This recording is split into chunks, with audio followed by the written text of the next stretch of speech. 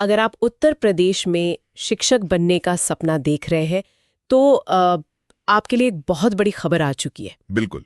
और ये ऐसी खबर है जिसका लाखों लोग इंतजार कर रहे थे। हाँ, मतलब उत्तर प्रदेश में सरकारी शिक्षक बनना सिर्फ एक नौकरी पाना तो है नहीं, ये किसी विशाल चक्रव्यूह को भेदने जैसा है जहां हर साल लाखों एस्पिरेंट्स अपनी किस्मत और मेहनत आजमाते हैं। जी, और उस चक्रव्यूह का जो सबसे पहला और मैं कहूँगा सबसे महत्वपूर्ण दरवाजा है वो है यूपीटीईटी। एकदम सही। और उन सभी उम्मीदवारों के लिए जो इस दिन का इंतजार कर रहे थे, वो ग्रीन सिग्नल आ चुका है। यूपीटीईटी 2026 का जो आधिकारिक नोटिफिकेशन है वो जारी कर दिया गया है और इसी के साथ उल्टी गिनती भी शुरू हो चुकी है। बिल्कुल। तो आज के इस गहरे विश्लेषण में हमारा उद्देश्य बिल्कुल स्पष्ट है। हम सिर्फ इंटरनेट पर मौजूद तारीखें या नियम दोहराने नहीं बैठे हैं। हाँ, क्योंकि वो जानकारी तो वैसे भी हर जगह उपलब्ध है। सही कहा। हम उन तथ्यों को, जैसे आवेदन प्रक्रिया, योग्यता के पीछे का असली तर्क और परीक्षा पैटर्न का मनोविज्ञान, इन सब को पूरी तरह से डिकोड करने वाले हैं, ताकि जो भी इस परीक्षा में बैठने वाला है उसके दिमाग में कोई भ्रम न रहे। ये बहुत जरूरी बात कही है आपने। देखिए, अक्सर लोग इस आधिकारिक नोटिफिकेशन को ना महज तारीखों का एक कैलेंडर मान लेते हैं। जो कि एक गलती है। बहुत बड़ी रणनीतिक भूल है। असल में ये एक ब्लूप्रिंट है। ये दस्तावेज बताता है कि आने वाले महीनों में एक उम्मीदवार की ऊर्जा कहाँ, कैसे और किस अनुपात में लगनी चाहिए। तो चलिए उसी ब्लूप्रिंट की सबसे पहली सीढ़ी यानी टाइमलाइन से ही शुरुआत करते हैं। अधिसूचना में जो तारीखें हैं उन पर थोड़ा ध्यान दें। जी, बताइए। 20 मार्च 2026 को नोटिफिकेशन जारी हुआ। जो ऑनलाइन आवेदन है वो 27 मार्च से शुरू होंगे और ध्यान दें 26 अप्रैल तक चलेंगे और फीस जमा करने की आखिरी तारीख 1 मई है। और यहाँ एक बहुत जरूरी जानकारी मैं जोड़ दूं, इस बार परीक्षा 2, 3 और 4 जुलाई 2026 को आयोजित की जाएगी। हाँ, जुलाई में परीक्षा है। लेकिन यहाँ एक चीज है जो असली सस्पेंस थ्रिलर की तरह लगती है। 22 जून को एग्जाम सिटी स्लिप आएगी, जहां उम्मीदवारों को सिर्फ शहर का नाम पता चलेगा। बिल्कुल। और फिर 30 जून को एडमिट कार्ड आएगा, जिसमें असली परीक्षा केंद्र का नाम होगा। मतलब परीक्षा से केवल 2-3 दिन पहले केंद्र का नाम बताना, ये थोड़ा अजीब नहीं है? क्या ये व्यवस्था उम्मीदवारों का मानसिक दबाव बढ़ाने के लिए है? देखिए, बाहर से देखने पर ये पहेली लग सकती है, लेकिन ये कोई पहेली नहीं है। ये एक बहुत ही जरूरी सुरक्षा तंत्र है। सुरक्षा तंत्र? वो कैसे? जब हम उत्तर प्रदेश जैसे बड़े राज्य की बात करते हैं ना, जहां लाखों उम्मीदवार एक साथ परीक्षा देते हैं, तो लॉजिस्टिक्स और निष्पक्षता दोनों एक बहुत बड़ी चुनौती बन जाती हैं। 22 जून को एग्जाम सिटी स्लिप जारी करने का सीधा सा मतलब है कि लोगों को अपनी यात्रा प्लान करने का समय मिल जाए। एग्जैक्टली। राज्य के एक कोने से दूसरे कोने तक जाने के लिए ट्रेन की टिकट बुक करना आसान नहीं होता। ये 8 दिन का गैप उस लॉजिस्टिक समस्या को सुलझाता है। हाँ, ये तो समझ आता है। लेकिन परीक्षा केंद्र का नाम 30 जून तक छिपाकर क्यों रखना? इसके पीछे पूरी तरह से परीक्षा की पवित्रता बनाए रखने का विज्ञान है। इतिहास गवाह है कि कई परीक्षाओं में गड़बड़ियां तब होती हैं जब कुछ असामाजिक तत्वों को परीक्षा केंद्र की जानकारी हफ्तों पहले मिल जाती है। ओह, मतलब ये सीधे तौर पर पेपर लीक या चीटिंग रोकने का तरीका है। एकदम सही। परीक्षा केंद्र की सटीक जानकारी परीक्षा से मात्र 48 या 72 घंटे पहले देने से इस तरह के किसी भी सेटिंग के लिए समय ही नहीं बचता। ये एक सख्त कदम जरूर है, लेकिन निष्पक्षता के लिए बहुत कारगर है। ये कदम प्रशासनिक नजरिए से बहुत तार्किक लगता है। अब जब ये साफ हो गया है कि ये मैराथन कब और कैसे हो रही है, तो अगला महत्वपूर्ण सवाल ये है कि इस दौड़ में हिस्सा कौन ले सकता है? पात्रता या एलिजिबिलिटी? हाँ, क्योंकि सिस्टम केवल परीक्षा वाले दिन ही लोगों को बाहर नहीं करता, वो फॉर्म भरने के स्तर पर ही एक बड़ा फिल्टर लगा देता है।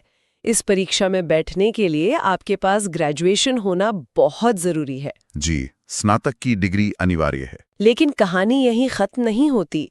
इसके साथ ही टीचिंग ट्रेनिंग कोर्स जैसे बीएड, बीटीसी या डीएलएड का होना भी अनिवार्य है। बिना इसके आप फॉर्म तक नहीं भर सकते। बिल्कुल नहीं भर सकते। मुझे ना ये पूरी व्यवस्था किसी विदेश यात्रा जैसी लगती है। विदेश यात्रा? ये तुलना किस तरह से काम करती है? देखिए, अगर कोई विदेश जाना चाहता है तो सबसे पहली जरूरत क्या होती है? एक पासपोर्ट। इस परीक्षा में ग्रेजुएशन उस पासपोर्ट की तरह है। ये साबित करता है कि आपके पास बुनियादी शैक्षणिक योग्यता है। अरे वाह, ये एनालॉजी बहुत दिलचस्प है ना? लेकिन क्या सिर्फ पासपोर्ट होने से आपको एंट्री मिल जाती है? नहीं, उसके लिए वीजा चाहिए होता है। यहाँ जो टीचर ट्रेनिंग कोर्स है, जैसे बीएड, वो आपका वीजा है। बहुत सटीक उदाहरण दिया आपने। इन दोनों के बिना यूपीटीईटी के इस देश में प्रवेश नहीं मिल सकता। लेकिन मेरा एक सवाल है, हाँ। क्या सिर्फ विषय का ज्ञान होना किसी को शिक्षक बनाने के लिए काफी नहीं है? अगर कोई गणित में जीनियस है तो उसे ये ट्रेनिंग वीजा क्यों चाहिए? ये एक बहुत ही महत्वपूर्ण सवाल है। देखिए, अगर हम इसे व्यापक संदर्भ में देखें तो इस नियम के पीछे शिक्षा शास्त्र का एक बहुत गहरा सिद्धांत छिपा है। अच्छा। हाँ, विषय का ज्ञान जो आपको ग्रेजुएशन से मिलता है वो महज एक कच्चा माल है। कोई व्यक्ति इतिहास या विज्ञान में बहुत बड़ा विशेषज्ञ हो सकता है, लेकिन उस जटिल ज्ञान को एक 6 साल के या 12 साल के बच्चे के दिमाग तक पहुंचाने की कला, वो पूरी तरह से एक अलग विज्ञान है। ये तो है। मतलब एक महान वैज्ञानिक जरूरी नहीं कि एक अच्छा प्राइमरी टीचर भी हो। बिल्कुल। आपने अक्सर देखा होगा कि जो लोग अपने विषय में बहुत तेज होते हैं वे उन बच्चों के साथ जल्दी धैर्य खो देते हैं जिन्हें बेसिक चीजें समझ नहीं आती। हाँ, वे इरिटेट हो जाते हैं। इसीलिए टीचर ट्रेनिंग कोर्स अनिवार्य है। ये कोर्स आपको बाल मनोविज्ञान सिखाते हैं। ये सिखाते हैं कि कक्षा में 30 अलग-अलग बैकग्राउंड से आए बच्चों को कैसे संभाला जाए। मतलब यूपीटीटी यह सुनिश्चित करना चाहता है कि उम्मीदवार सिर्फ ज्ञानी न हो, बल्कि उसे पढ़ाना भी आता हो। एग्जैक्टली। ये एक प्रोफेशनल डिग्री है। तो चलिए, पासपोर्ट और वीजा दोनों दिखाकर परीक्षा हॉल में एंट्री तो मिल गई। अब समझते हैं एग्जाम पैटर्न को, क्योंकि असली चक्रव्यूह तो यही है। बिल्कुल। और ये पैटर्न बहुत ही सोच समझ कर डिजाइन किया गया है। यूपीटीटी में 2 पेपर होते हैं, पेपर 1 और पेपर 2। पेपर 1 उन उम्मीदवारों के लिए है जो कक्षा 1 से 5 तक पढ़ाना चाहते हैं, और पेपर 2 उनके लिए है जो कक्षा 6 से 8 के लिए तैयारी कर रहे हैं। और दोनों में ही कुल 150 प्रश्न होते हैं और 150 मार्क्स होते हैं। अगर हम इसके सब्जेक्ट्स देखें तो पेपर 1 में शामिल है चाइल्ड डेवलपमेंट एंड पेडागोजी, भाषा 1 जो कि हिंदी है, भाषा 2 गणित और पर्यावरण अध्ययन। और ध्यान दें कि ये सभी पांचों विषय 30-30 अंकों के होते हैं। हाँ, सब कुछ बराबर बटा है। और पेपर 2 की बात करें तो उसमें भी चाइल्ड डेवलपमेंट, भाषा 1 और भाषा 2 ये तीनों 30-30 अंकों के हैं। लेकिन यहाँ एक बड़ा बदलाव है। जी, जो उम्मीदवार विज्ञान वर्ग से हैं उनके लिए गणित व विज्ञान 60 अंकों का होता है और कला वर्ग वालों के लिए सामाजिक अध्ययन 60 अंकों का। बिल्कुल। लेकिन इस पूरे पैटर्न में जो बात मुझे सबसे ज्यादा हैरान करती है वो ये है कि इसमें कोई नेगेटिव मार्किंग नहीं है। हाँ, हर प्रश्न 1 मार्क का है और गलत होने पर कोई नंबर नहीं कटता। तो क्या इसका मतलब ये है कि ये परीक्षा उम्मीदवारों को कैलकुलेटेड रिस्क लेने या खुलेआम तुक्के मारने के लिए इनवाइट कर रही है? दिलचस्प बात यह है कि नेगेटिव मार्किंग ना होना कोई छूट या उपहार नहीं है। मैं तो कहूंगा ये एक बहुत बड़ा मनोवैज्ञानिक जाल है। जाल? वो कैसे? देखिए, जब किसी परीक्षा में नेगेटिव मार्किंग होती है तो उम्मीदवार केवल वही सवाल छूते हैं जो उन्हें 100% आते हैं। जो नहीं आता उसे वे तुरंत छोड़ देते हैं, जिससे उनका समय बचता है। हाँ, डर के मारे छोड़ देते हैं। लेकिन यूपीटीटी में क्योंकि कोई नंबर नहीं कटने वाला, हर उम्मीदवार पूरे 150 सवालों को हल करने की कोशिश करता है और यहीं से शुरू होता है टाइम मैनेजमेंट का असली खेल। ओह, मतलब लालच में आकर समय बर्बाद करने का खतरा। एकदम सही पकड़ा आपने।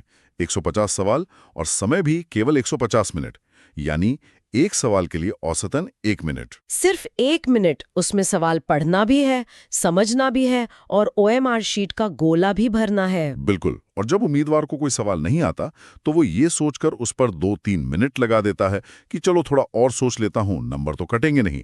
इस चक्कर में अंत के वो आसान सवाल छूट जाते हैं जो शायद उसे आते थे। ये तो वाकई आंखें खोलने वाला नजरिया है। ये केवल ज्ञान का नहीं बल्कि दबाव में निर्णय लेने की क्षमता का टेस्ट है। हाँ, कि किस सवाल को तुरंत छोड़ना है और आगे बढ़ना है। अच्छा, पैटर्न में एक और चीज है।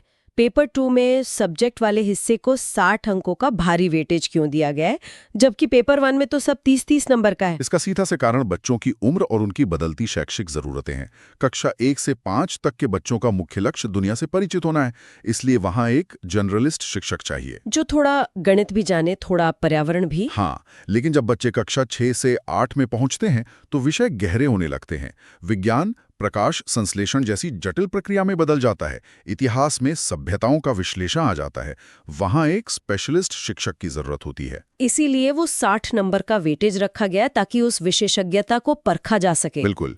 लेकिन आपने गौर किया होगा, चाहे पेपर 1 हो या पेपर 2, चाइल्ड डेवलपमेंट और दोनों भाषाओं की उपस्थिति एकदम स्थिर है। हाँ, वो हिस्सा बिल्कुल नहीं बदलता। बाल मनोविज्ञान और संवाद हर शिक्षक के सबसे मूलभूत हथियार हैं। सही बात है।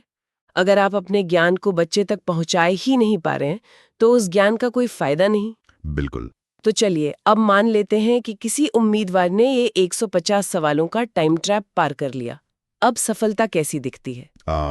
यहीं पर सबसे बड़ी गलतफहमी पैदा होती है। हाँ, क्योंकि कई लोगों को लगता है कि यूपीटीईटी पास कर लिया मतलब सरकारी नौकरी पक्की हो गई। जो कि बिल्कुल सच नहीं है। यूपीटीईटी एक क्वालिफाइंग परीक्षा है। इसे पास करने से आपको सीधे नियुक्ति पत्र नहीं मिल जाता। तो फिर इसका फायदा क्या है? इसे पास करके आप केवल राज्य की आगे होने वाली शिक्षक भर्ती प्रक्रियाओं के लिए एलिजिबल या योग्य हो जाते हैं। अगर मैं इसे अपनी एनालॉजी में समझाऊं तो ये किसी फिल्म के पहले ऑडिशन जैसा है।